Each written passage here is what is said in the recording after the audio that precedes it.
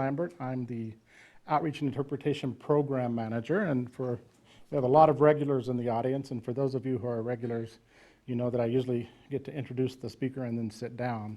Tonight I was actually hoping that nobody would show up so I could go home, but I don't usually think that. Anyway, we are here to celebrate the 150th anniversary of the Montana Historical Society.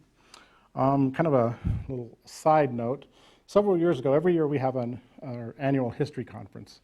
And several years ago, somebody called me right before the conference that wasn't familiar with it, and they said they were potentially interested in coming to the conference, but did I think there would be any facts there? And I said, well, I certainly hope. It's a history conference. There better be a few facts or we're in big trouble.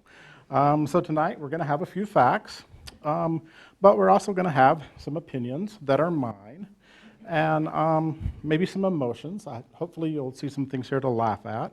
I'm not going to talk too much about the budget, so I hopefully won't give you anything to cry about. And I did have to work really hard to keep this presentation. Hopefully it will be short enough.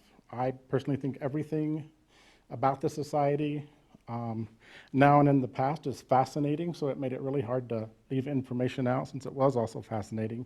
Hopefully I'm not the only one who thinks that, and you'll enjoy this a little bit as well. For many years, we said that the Historical Society was the oldest such institution west of the Mississippi River. We had to leave out Louisiana because the Louisiana Historical Society is on the west bank of the Mississippi, but that doesn't count. And then we found out that the New Mexico Historical Society was founded in 1859, but they ceased operations during the Civil War. So we could say, well, we were the oldest continually operating historical society. And then we found out that Arizona beat us to the punch by about 5 months. So we have to quit saying that, and we'll just say that we are one of the oldest historical societies in the West. We are 6 years older than the Metropolitan Museum of Art in New York City. We're 15 years older than the Art Institute of Chicago. We are 63 years older than the Buffalo Bill Historical Center in Cody, Wyoming. I would point out that all of these places now have considerably more money than we do, but we were still here first. And on this Cody picture, I just want to point out these are piles of antlers, which I think is really cool. And when I first looked at them, I thought they were trees or bushes or something. And I almost cropped that out of the image, and then I said, wait, those are antlers. That's worth keeping in there. So a quick question before we go further. How many of you consider yourselves very familiar with the society? How many years have you been coming here? People have been coming here for more than 10 years? Okay, more than 20 years? More than 30? A couple of people in the audience, so an audience that knows quite about the society. I came in 1985. I was the museum registrar. I thought I was coming to stay 1 year or maybe 2. It's now been 30. This is what I look like. I had hair, so I just wanted to prove that, for those of you who doubt that. Before going any further, take a quick look at what MHS is today. A lot of you probably know this, but we're comprised of 5 major programs. We have the museum program, which cares for exhibits and makes available for research 60,000 three-dimensional objects and 8,000 artworks. The research center is comprised of 3 divisions, which includes 20,000 volumes of books, printed material, books, maps, that sort of thing. The archives has 35,000 linear feet of unpublished material. That's diaries, letters, business records. And the photograph archives has 500,000 images of historic images related to Montana. The Outreach and Interpretation program that I'm with provides tours and educational programs to children and adults. This includes such programs as our Thursday night programs here, the History Conference that I just mentioned, and many printed and online resources for teachers and students. Our publications program produces Montana, the Magazine of Western History, one of the most highly regarded historical journals in the country, as well as books on all manner of topics related to Montana history. And our State Historic Preservation Office works with all Montanans to help identify, evaluate, and preserve Montana's unique historic, archaeological, and traditional cultural properties. You might ask, what's in a name? We've had several over the years. For tonight's purpose, I will always refer to us as the Montana Historical Society, or more just commonly, the Society.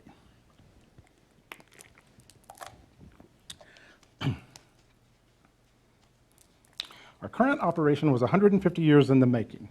We've evolved over time to meet demands and needs of the public and to meet changing ideas of what institutions like ours are and what we should offer.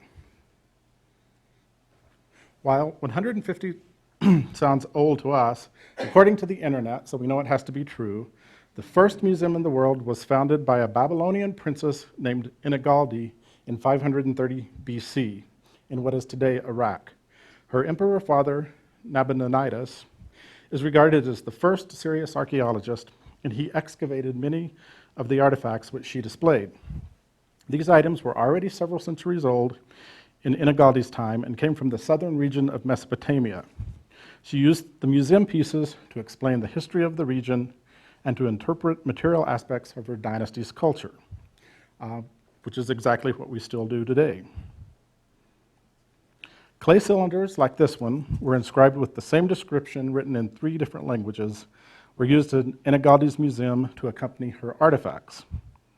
These are the world's earliest museum labels, and as a former curator, I have no doubt that someplace there was a Babylonian exhibit designer going, "That's way too much text." In Europe, the first public museums trace their origin to 16th century Venice and 17th century Switzerland and England.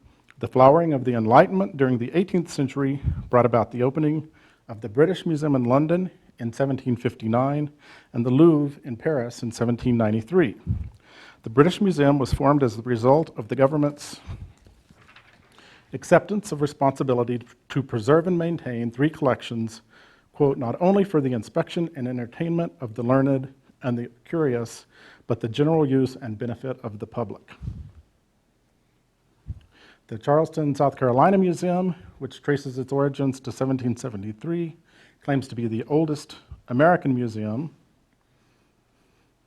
Artist and naturalist Charles Wilson Peale opened his museum in Philadelphia in 1786, and the Smithsonian was formed in 1846 for the increase and diffusion of knowledge.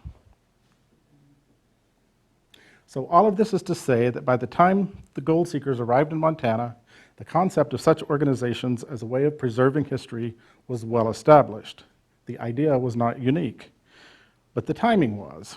That is, from the very beginning, early pioneers took time out from prospecting for gold, establishing towns, and setting up governments to make certain that their history was preserved. As the Montana Post newspaper reported in 1864, it is for our people now to say whether they will preserve the early history of Montana in an enduring form so that after times may know the thrilling drama here enacted. While the gold rush brought in the first large numbers of non-native peoples to Montana, they were certainly not the first people here. According to their own traditions, most of Montana's Native Americans believe that they have always been here, and according to contemporary science, indigenous peoples have lived in this region for at least 14,000 years. While Native Americans did not maintain museums in the sense that we think of them, they certainly cared for and preserved items that were important to them, especially sacred items, and they were careful to make certain that individual and tribal memories were preserved and handed down to future generations. This winter count serves as one example of the ways in which they tracked their pasts.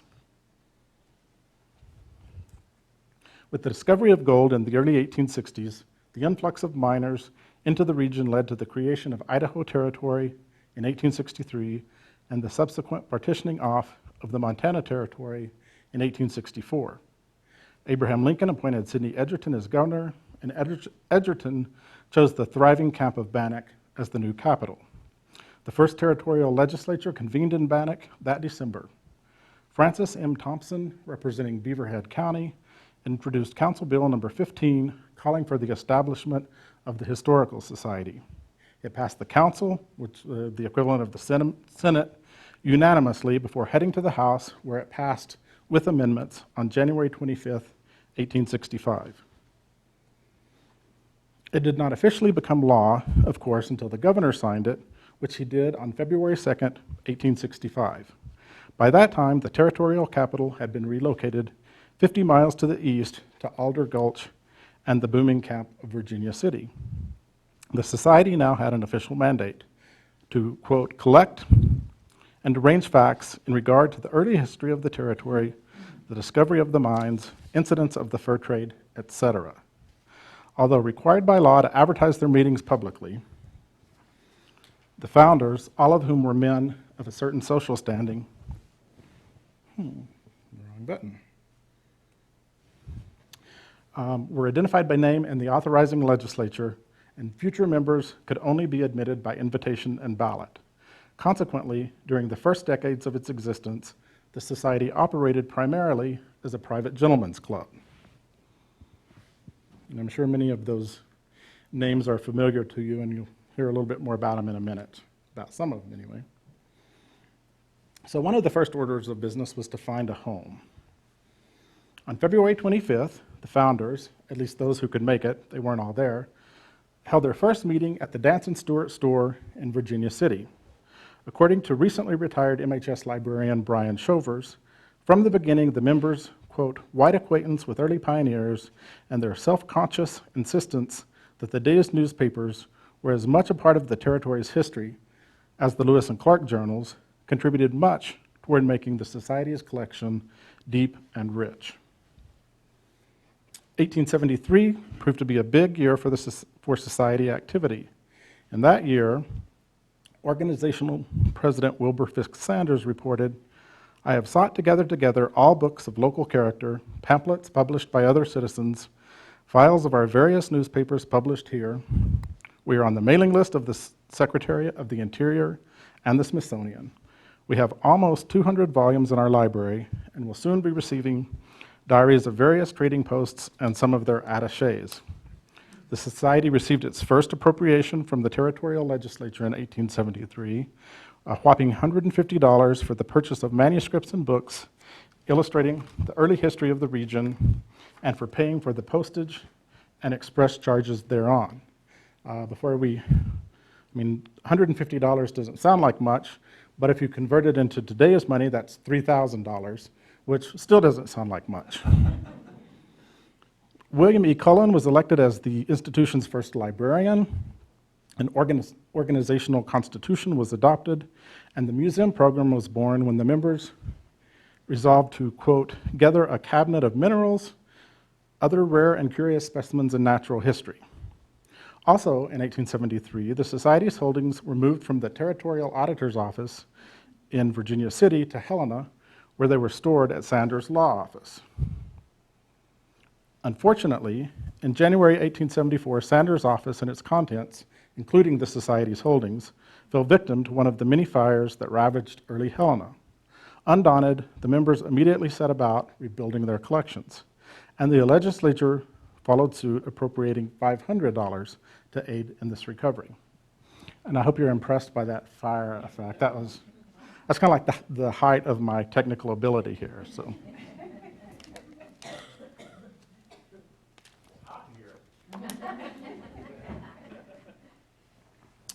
In 1887, the Society opened its first public rooms when, along with many offices of state government, it moved into the new Lewis and Clark County Courthouse.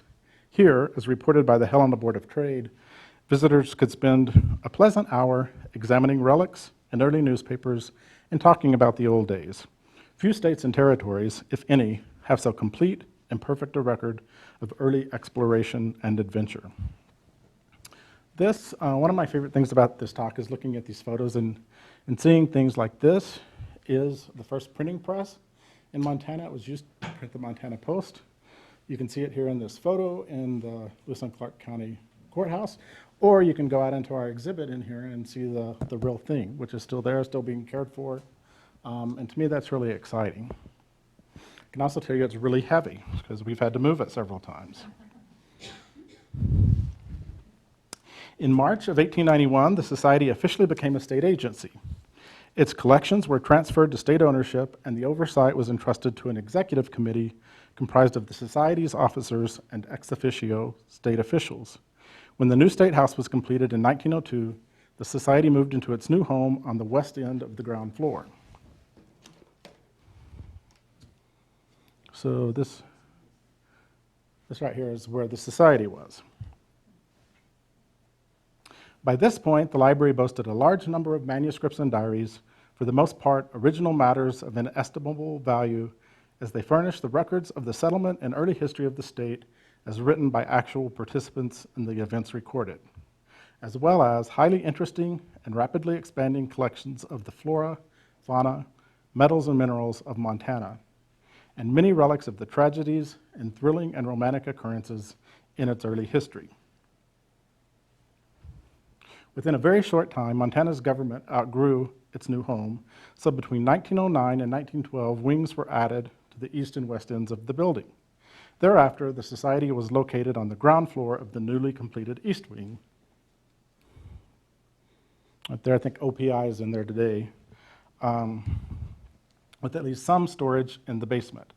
Almost immediately, however, librarian Laura Howey began pointing out that the amount of space was inadequate and the Society truly deserved a separate building of its own.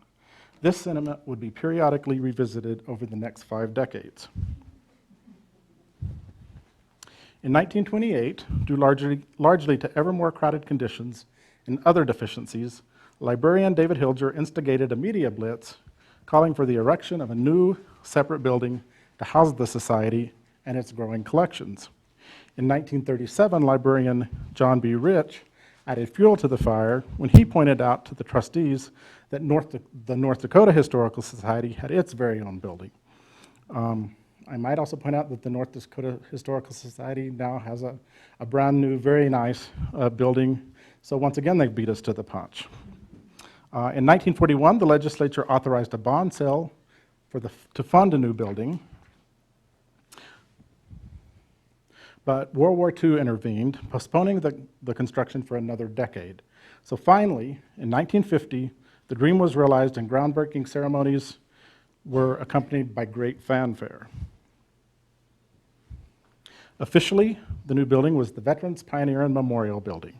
The Montana Pioneers and the sons and daughters of Montana Pioneers donated the land for the new building. Veterans organizations contributed some of the furnishings from a fund which had been built up from the proceeds of boxing matches. The Society would be the largest occupant in the new building, but veterans and pioneer organizations would also have office space on the 3rd floor.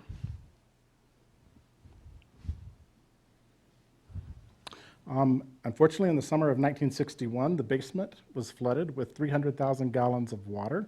It got up to the height of 14 feet. For those of us who work here, this is like our worst nightmare. Many of our priceless treasures are stored in the basement, so we certainly hope this could never happen again. Some machinery and stuff was ruined, but we historians don't care about machinery, we just care about our good stuff. So, although it would be several more years before all of the exhibits were completed, the building officially opened to the public on January 8, 1953. The building's completion merited front-page news coverage not only by the IR, which held it as a magnificent gift to the people of the Commonwealth, but also statewide. And the sleek modern building also drew praise from other parts of the country. For example, the Construction News Bulletin, a Seattle publication, reported in January 1954, the Veterans and Pioneer Memorial Building in Helena architecturally represents the qualities implied in its name. The imposing structure provides a reserved contemporary home for the rich heritage of a state that holds promise of an even more glorious future. The article goes on to state, the result is an impressive and modern home that still provides a setting to realistically take the visitor back 50 or 75 years so that he can almost feel as one with the trappers, miners, vigilantes, and Indians whose lives are so vividly portrayed in dioramas and stage settings. The IR reported, the type of architecture of the building was decided by a purely impartial manner. Every architect in the state of Montana was invited to submit plans, and these plans were given to the Montana Pioneers, the Sons and Daughters of Montana Pioneers, and to veterans groups to look over. By secret ballot and without any influence whatsoever, one set of plans appealed to all groups, and there was never any conflict in the matter. So the first floor, when the building was completed, this is the front door, lobby. What's now the back of the lobby was the Russell Gallery. This is where the store is today. Part of the Homeland exhibit back here is what was then called the Formal Museum. Downstairs there was, quote, an informal museum. The library reading room was on the second floor. Looks very similar today. As the IR reported, the staff was, quote, completely thrilled with their modern, spacious quarters. Quoting librarian Ann McDonald, the article continued, we haven't had many visitors yet, but everyone expresses delight. People can't believe that anything as wonderful as this building has been built in Helena. In spite of everyone's initial pleasure, however, it seems like you can't keep the Historical Society happy for too long, because in 1968, we were already making plans for the building's first major addition. A second major expansion project was undertaken in 1985 and 1986, and you might have even heard a rumor that we're once again in need of more space and upgraded facilities. I don't know if you've heard that or not. So this is the original part of the building. This is the 1968 edition, which is where we are now, the Neenuk exhibit. And then in 1985, there was another edition put on right there. So now we'll take a quick look at some of the players. A building to house the collections is only part of the story. Just as important are the many people who dedicated themselves to the cause of preserving Montana's past. Due to time constraints, I'll only briefly mention a few of the many people who rightly deserve to be recognized. Wilbur Fisk Sanders was elected as the first president of the society, and he continued to serve in that capacity until 1891. Sanders was a lawyer and Republican politician. He was the nephew of Sidney Edgerton, and he was the prosecuting attorney for the trial that produced the first vigilante execution.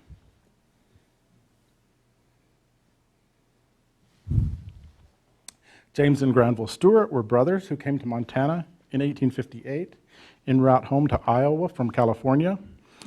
They prospected for gold in the Deer Lodge Valley, making a strike at Gold Creek in 1858. Both were enthusiastic book lovers. Granville published Montana as It Is in 1865, and in 1925 a selection of his and James's journals was published under the title 40 Years on the Frontier. And I know I don't have room to make fun of anybody's hair, but I'm really impressed with James's hairdo here. I think maybe they had access more to photographers than barbers or something. Walter Washington DeLacy was a civil engineer who worked on the survey and construction of the Mullen Military Road between Fort Benton and Walla Walla, Washington. The 1864 legislature directed DeLacy to draw the first map of Montana Territory, which is shown here for the purpose of laying out counties. So these men were all among the founders of the society and the first board of trustees, if you will. Laura Howey became librarian in 1898. She was the first person chosen for having relevant experience rather than pioneer kinship. She created a card catalog, bound the library's historic newspapers, collected and organized state documents, published 4 volumes of recollections and diaries from the Montana pioneers, and actively lobbied for funding from both the state and private sources. Under her leadership, the budget rose to $2,500. In spite of the fact that she was extremely popular and made tremendous advances in the professionalization of the library, she lost her job when someone called attention to to the clause in the state constitution that mandated that all public officials had to be eligible voters, which of course women were not. The injustice of Howie's dismissal was almost enough to sway one editorial writer to the cause of women's suffrage. He wrote, "In order that the important office Mrs. Howie now so admirably fills should be hers till she chose to resign it, we would almost consent to fraternize with that awful Carrie Chapman Catwoman and urge female suffrage on a people, but only almost. That shows what we think of Mrs. Howie as a public official." David Hilger was a state rancher, banker, and businessman with strong ties to both Lewistown and Helena. In 1915, he was named chairman of the Montana Commission of the Panama Pacific Exposition in San Francisco, and in September 1923, at the age of 65, he was appointed MHS librarian, and that's a position until he held until his death in 1937. Anne MacDonald was, quote, virtually was the library. Between 1924 and 1923, as one historian noted, it was her prodigious memory, vast reading, and long familiarity with the collection that served as the principal index of the holdings. A generation of scholars who found their way into the library's quiet, cluttered, and neglected corner of the Capitol received a remarkable thoroughness of service. K. Ross Toole was hired in conjunction with the opening of the Veterans and Pioneers Memorial Building, and he was the Society's first professional museum director. It's a position that he held from 1951 to 1957 when he left for the Museum of New York City. He was the premier Montana historian of his generation and a colorful character who was very outspoken in his opinions, many of which were controversial. He is best known as the author of Montana, High, Wide, and Handsome, and as a member of the UM history faculty where he taught from 1965 to 1981.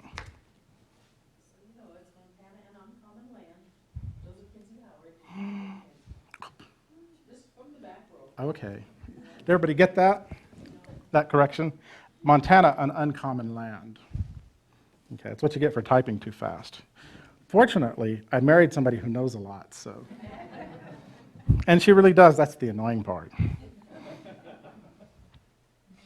Okay, if the Montana Historical Society has a patron saint, it's Bob Morgan. He first visited the society as a child when it was located in the Capitol. He was hired in the early 1950s. He helped us move over from the Capitol into this building, and he assisted with the exhibits. In 1952, he became exhibit designer and held that job until 1957 when he left to go work for the National Guard. In 1962, he was coaxed back to the society from the Guard as chief curator, and he stayed this time until 1972 when he left to pursue a career as an artist. It is as an artist, C.M. Russell expert, and all-around good guy that Bob is best known. Vivian Paladin was a native of Glasgow, Montana, and a UM journalism graduate who came to MHS to work on the magazine in 1958. She became editor of that publication in 1966 and was largely responsible for its growing popularity during the 1960s and 70s. During her tenure as editor, circulation doubled, and the magazine set standard for the Historical Society journals across the country. In addition to her remarkable contributions to Montana and Western history, she is characterized by her tenacity, her stellar sense of humor, and her tremendous capacity for friendship. Just a couple of other people to point out.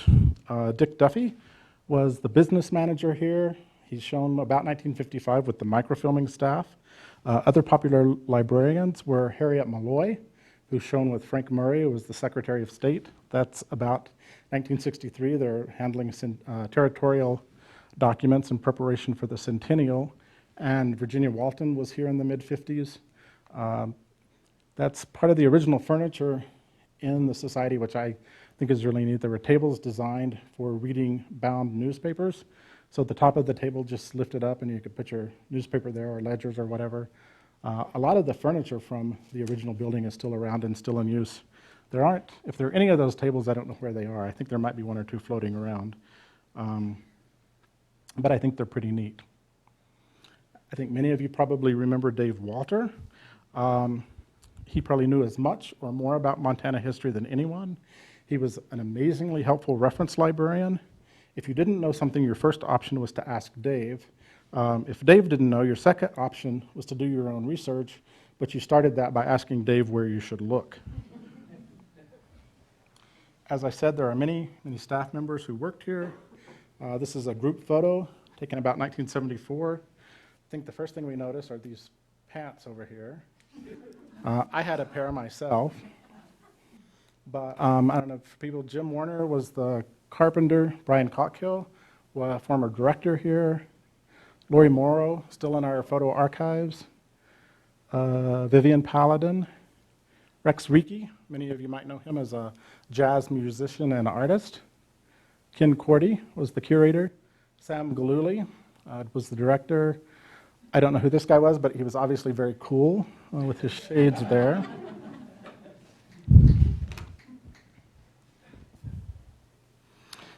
So while many people equate MHS with doing research in the archives or reading Montana, the Magazine of Western History, for others, especially visitors to the state, the Society is most closely associated with its museum exhibits. When housed in the Capitol, the Society maintained both dedicated exhibit cases, like this one in a hallway. This one also in the hallway. Another of my favorite artifacts is Miss Ishikawa, who's a Japanese friendship doll. You can see her in the territorial exhibit that we have now. A lot of these are Indian artifacts that were donated by W.A. Clark in 1892. They came from the W.A. Allen, was an Indian agent. They came from his collection. So just a few things that are still around, and you can see, depending on how you feel about it, fortunately or unfortunately, I can't tell you what happened to the two-headed calf. That is no longer part of our holdings. In keeping with the more Victorian notion of museums and decor, exhibits covered almost every available surface with artwork and other items from the collection. As part of our move to the new Veterans and Pioneers Memorial Building in the early 1950s, the Society sought to professionalize all areas of its operations and bring them up to mid-20th century standards. Consequently, noted Smithsonian ethnologist Dr. John Ewers was hired to design the exhibits. This image shows his plans for the so-called formal museum, which was located on the main floor of the building. And as I think I said earlier, the informal museum was downstairs. In what was then state-of-the-art museum practice, Ewers' plan for the formal museum focused on the creation of dioramas depicting carefully selected historic themes. To complete these dioramas, the Society employed a number of artists, including Bob Morgan, whom we already mentioned, Rudy Audio, who helped found the Archie Bray Foundation here in Helena, taught for many years at UM, and is today one of Montana's most celebrated sculptors and potters. Worked on our Lewis and Clark diorama. Jack Weaver, who is a long-term MHS employee, crafted a number of the dioramas in the formal museum, as well as the statue of Charlie Russell that represents Montana in Statuary Hall in the National Capitol in Washington, D.C. And Gardel Dano Christensen was a well-known diorama maker who worked for the Smithsonian and other institutions, and he was brought out solely to do the Buffalo Jump diorama, which also is still on exhibit, and you walked by it to get in here tonight. It remains one of our perennial favorites, especially with children. A couple more examples of completed dioramas. This is what the Russell Gallery looked like in the 1950s. The McKay collection arrived the end of 1952 and was on hand for the opening of the building. These are copper lampshades with Western figures on them, really great. Fortunately, we have only one left. It's in the collection, but at least we know what they look like. The society in the mid-60s and 70s had a really active art exhibit program. Showed a lot of people that we know today, a lot of people I've never heard of. One of the exhibits was Jeff Holter, who used dynamite to blow up steel and then had it chrome plated. Interesting art, not something we really associate with Montana history. In 1967, they did 3 exhibits in the summer. For those of us who work here now, we think that's like too many. It was a busy time. 1969, brainchild of Bob Morgan. Territory Junction was a recreated street scene down in the basement. It replaced what had been the informal museum. It was also very popular, and for 1969 was, again, very state-of-the-art, kind of unheard of in museums. Many places have this sort of thing today, but we were actually one of the first. Starting in 1967, we exhibited the Tao Ford collection. Ed Tao was a legislator from Billings who collected Fords. Our Montana Homeland exhibit opened in 1988. It was our way of celebrating the statehood centennial. And it tells Montana's story, the big picture from prehistory through the Great Depression. Neither Empty Nor Unknown opened in 2005 in observance of the Lewis and Clark bicentennial. And while it tells the story of Lewis and Clark, their time in Montana, it does so by focusing on the native people who lived here when the Corps passed through, the title Neither Empty Nor Unknown. Since the 1950s, we have always mounted a great number of temporary exhibits. Here we see Souvenir, still here, Steve Gurman, carrying a portrait of Mrs. Hauser as part of the Presence of the Past exhibit. You can go see Mrs. Hauser in the hall leading up to the territorial exhibit right now. This list is taken from the curator's files downstairs. That is A through part of C, just the number of exhibits, temporary exhibits that we've had. Most of these are things we created in-house. Some are things we hosted from other institutions. Some were things we created and then traveled around the state to other museums, small museums, libraries, and that sort of thing. One of our most unique traveling exhibits was the Montana Centennial Train. 1964, it went from Helena to the New York World's Fair with several stops on the way in places like St. Louis and Chicago. Bob Morgan designed the exhibits, and there were, about 20 cars, I think, some of which carried people, some carried horses, some had exhibits, and every time the train would stop, local people would come and tour the exhibits and see what we had. Got to New York, stayed for about a year at the World's Fair. Some things, like the Killboat Mandan, was from the movie The Big Sky. It was given to the Historical Society in 1951. I like this photo because this is out right behind the society, and you can see that there's not much out there. It's now, and several years ago we gave it to the museum in Fort Benton, and it's on the levee in Fort Benton, so you can go visit it there. In 1975, we installed an exhibit at Libby Dam using Historical Society artifacts. This is a photo of President Ford speaking at the dedication ceremony. Part of that ceremony included making President Ford a lifetime member of the Historical Society. Governor Judge, pretty sure that's Max Baucus. Okay, the collections. The collections are the heart and soul of the Historical Society. They're what we're really all about. And I always like to tell people that we have at least one of everything you can imagine and a few things you can't. The great majority of the items in our collection were given by individual donors.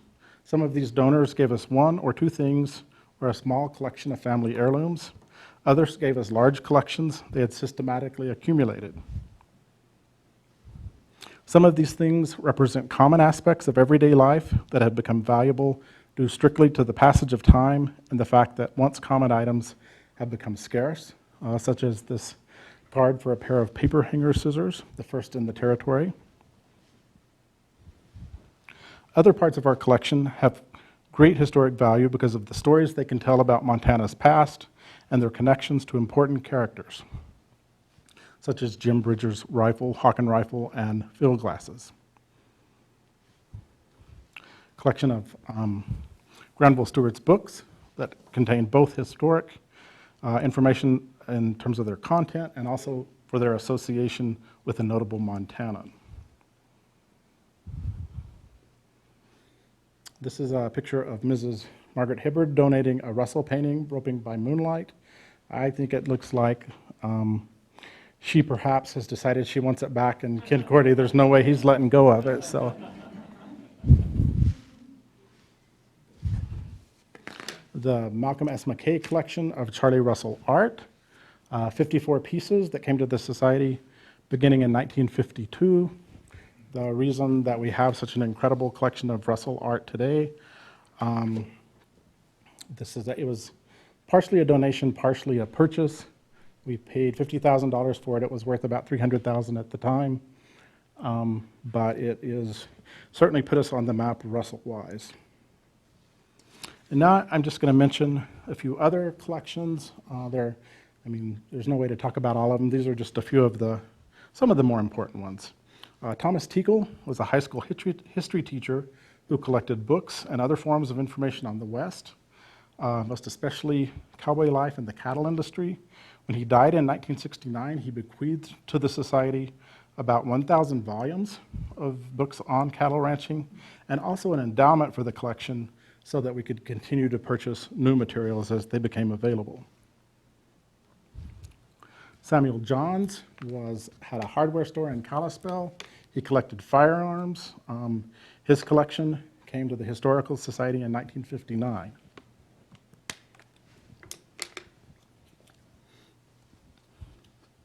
F.J. Haynes, the Haynes Foundation collection. There are approximately 24,000 images. These include photos taken by F.J. Haynes and his son, Jack Ellis, most notably of the Northern Pacific and also of Yellowstone. In addition to photographs, there are all sorts of artifacts and artwork. Many of you probably remember the Haynes exhibit we also have that predated the Lewis and Clark exhibit. L.A. Huffman was a photographer in the Miles City area. He recorded cowboys and ranch life in eastern Montana, Crow and Cheyenne Indians, the slaughter of the buffalo, and the Custer Trail expedition of 1916. Evelyn Cameron was an English aristocrat who relocated to eastern Montana.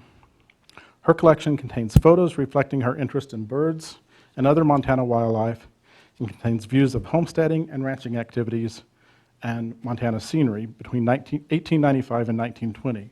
Her collection also contains diaries in the lower right corner there. All of those diaries are now, her diaries are amazing. They have so much information, but they're incredibly hard to read. You can come here and see the original, or you can stay home, look online on the Montana Memory Project, and read transcripts. But you can read photos of the originals or transcripts that are much easier to read. The Bob Scriver collection, hundreds of bronzes by Browning sculptor Bob Scriver, as well as taxidermy mounts that he created. He was a taxidermist before he became an artist, and also all manner of Western artifacts that he used as models in sculpting his art. We have the Tom Mulvaney collection of postcards. We also have Tom Mulvaney here on the front row. This is a collection of nearly 32,000 postcards. The cards from 1898, which is really early in postcard history, to the 1970s. They cover a wide variety of topics in Montana history, including mining, agriculture, commerce, Western life, and American Indians, and they document the historical landscape of many towns, rural and urban, some that still exist and some that do not. There are also images of railroads, Yellowstone and Glacier National Parks, main streets, promotional advertising, and Montana artists. And one of our most recent collections, which only became official in the past couple of weeks, is the Bud Lake and Randy Brewer collection of photographs showing Crow Indians. These were taken between the 1870s and the 1920s It's one of the most comprehensive collections of its kind, and it features the work of such photographers as Orlando Goff, Richard Throssell, Fred Miller, and Frank Reinhardt. I just have to tell you that this is one of my favorite photos, and the real reason is because I think we have this dog reincarnated at our home right now. So he looks just like that, only our dog is never quite that calm.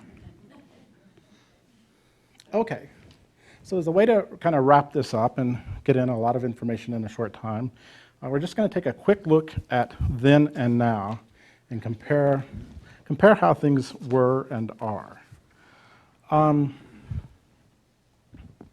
So I think all of you have probably shopped in our store, hopefully, have this nice, great cabin that our preparator Todd Saranen built for us.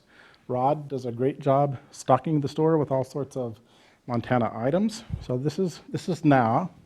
Oops, that's backwards. This is then. Some Les Peters paintings, not quite as classy of a setup. In 1928, library stacks in the basement of the Capitol, overcrowding, wooden shelves were a fire danger, steam pipe going right through the middle of the collection's not good. 2013, we have metal shelves, but not much else has changed. But in 2014, we now have these brand new compactable shelves. They move with the crank of one of those handles. They're really incredible. I think you might have to be a real museum geek to get excited about shelving, but believe me, this is exciting shelving. Museum storage. The archives got a special appropriation from the legislature to install their shelving. The museum has done a really incredible job of, that's Native American storage on the right. Those are kind of drawers, kind of homemade, basically, homemade version of what the archives has. Much nicer than the wooden drawers we did have. The boxes on top are specially designed. Each box holds a Native American headdress. They're to keep the dust off, and they're properly supported inside. You can see on the outside of the box what's in it, so you don't have to handle it unless you need to. Open storage on the right. I'm also right and left challenged, whatever that's about. People sometimes say to me, oh, it must be nice to have a desk job.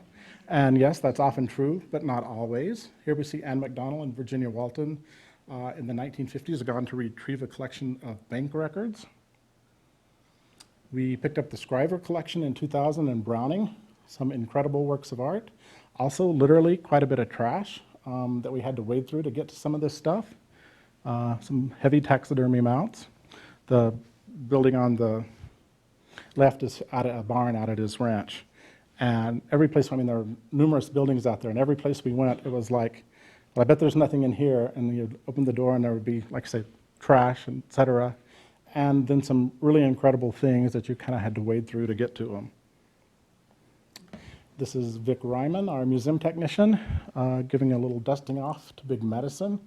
If you wonder why he's outfitted in this kind of space age sort of thing, it's because traditionally taxidermy mounts were treated with arsenic. So he probably didn't want to inhale a lot of arsenic as he was doing this. This is Amanda Streeter-Trum. She's serving as the maternity model for this maternity dress. This is the kind of thing they don't tell you in graduate school that they mean when they say other duties as assigned. This is an ambrotype in our collection. These are a couple of photo archivists who take their job a little too seriously.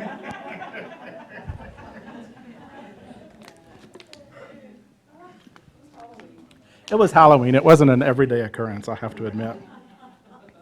Then, 3004 North Ewing Street was home to William Chessman and his family. We see the house. We see them taking a picture of their cat. I think, personally, this is a ridiculous amount of trouble to go do to take a picture of a cat. If it were a dog, it would be perfectly understandable. Today, the house is, of course, the original governor's mansion where we have exhibits and tours. Incredible photography by Tom Ferris, who's also with us tonight. Okay, this is a picture you've seen before. The reading room in the Capitol with David Hilger. If you look closely in the corner, you see this buffalo horn chair. According to our catalog records, the horns, we don't know who made the chair, but the horns were made from buffalo that David Hilger killed in the Judith Basin in 1882. They must have been the last 6 buffalo in existence in the Judith Basin in 1882, but anyway, one of our newest staff members is Maggie Ordon, who's the curator of history. I don't think she's yet killed a buffalo on her own, but she has found a buffalo robe to wear, so.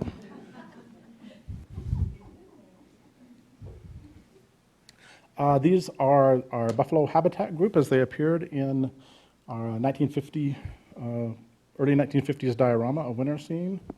This is what they look like now, recently cleaned and rejuvenated with a lot more vegetation and animals and stuff added to make it more interesting, realistic. This is our original acquisition log. Sometimes over the years, people kept really good records. Sometimes they kept no records. Often, this is the only information we have. I mentioned earlier the W.A. Clark collection. If you look here, number 1482, there is a papoose prepared for travel. This is that doll in storage right now in those drawers we saw a second ago. This is what our catalog record currently looks like. We have photos. It's really in color. It's on the computer, of course. It's a totally computerized system that assigns all this information as you type stuff in. Much more useful, easier to use. This is a 1950s version of a catalog system. I think the category, somebody here on staff kind of just went through the collection and determined what the category should be: pioneer, which could be pretty much anything. Some things are pretty generic, some things gavels, pretty specific. Gambling, whole section on gambling, obviously something that's been well used. In our library archives, the good old days of card catalogs. Has everybody in here used a card catalog? Have you ever used a card catalog? I personally miss them. I think they were fun. Of course, have been totally replaced by computers. Again, many advantages, but they don't have quite the same element of discovery, in my opinion. Back then, we smoked anywhere we wanted to. This is Brian Cockhill lighting up in the break room. People also smoked in the stacks. Today, you can't smoke within 30 feet of the building or else.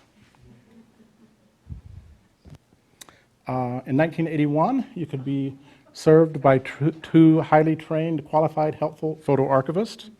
And in 2015, you can be served by those same 2 photo archivists. They did ask me to point out that the reason they're closer together is because the shelves are so much narrower now than then.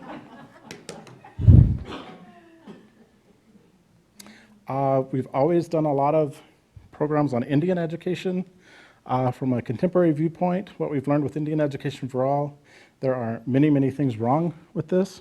We no longer have our docents dress up like pretend Indians. We no longer have our students put on pretend Indian outfits. We've gone more for the real thing with tours of exhibits like Neither Empty Nor Unknown. Archaeology Day, which we host every fall, is extremely popular. We've always had some sort of publication program at the Society.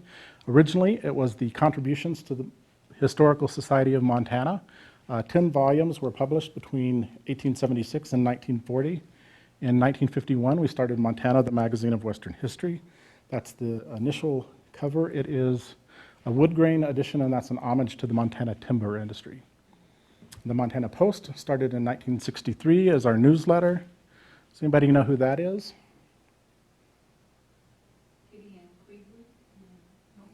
It's Governor Judy Martz, then known as Judy Morristein. She was one of the people who accompanied the Centennial train back to New York.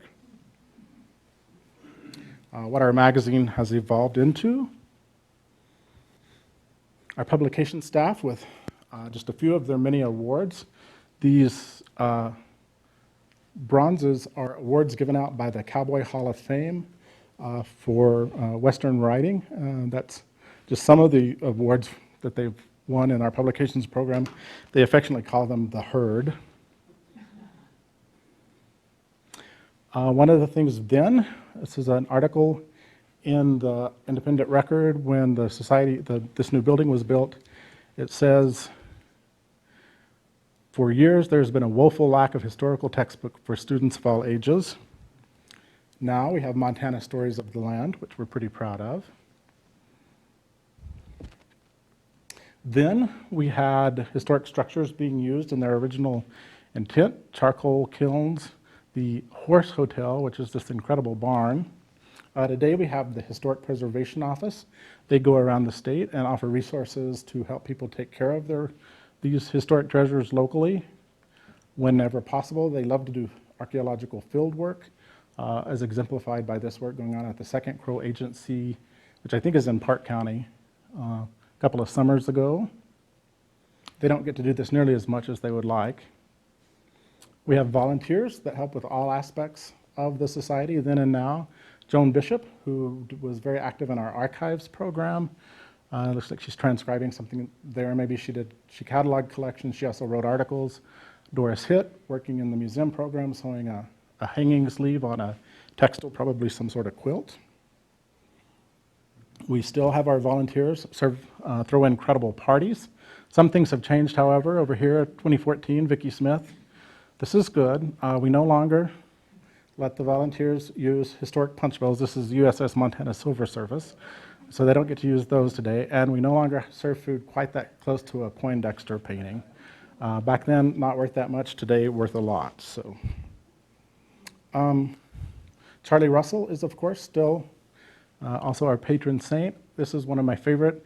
I mean, that just kind of says everything. Charlie Russell, the man. I mean, what else could you say about him? So, like that. This 1960 newspaper article, it has to be true. It says so right here. Historical Society reaches maturity. Working with some of the people here, I haven't found that to be true.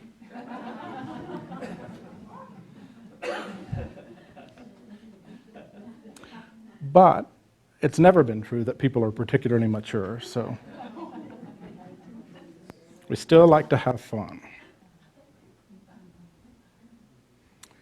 Like I said, we have been the past couple of weeks celebrating our 150th birthday. This is our board of trustees and some of our staff members with a flag that was created to fly out front for the year. Also flew over the Capitol on February the 2nd. We had a really great birthday party in the rotunda with the governor and other state dignitaries. This was a good time. I hope some of you were there. And finally, as a way of concluding, I'm going to leave you with this quote from Acting Territorial Governor and Secretary James Tuft. 1865, he's referring to the territory, but I think if you replace territory with state, I like to think that's still what we're doing.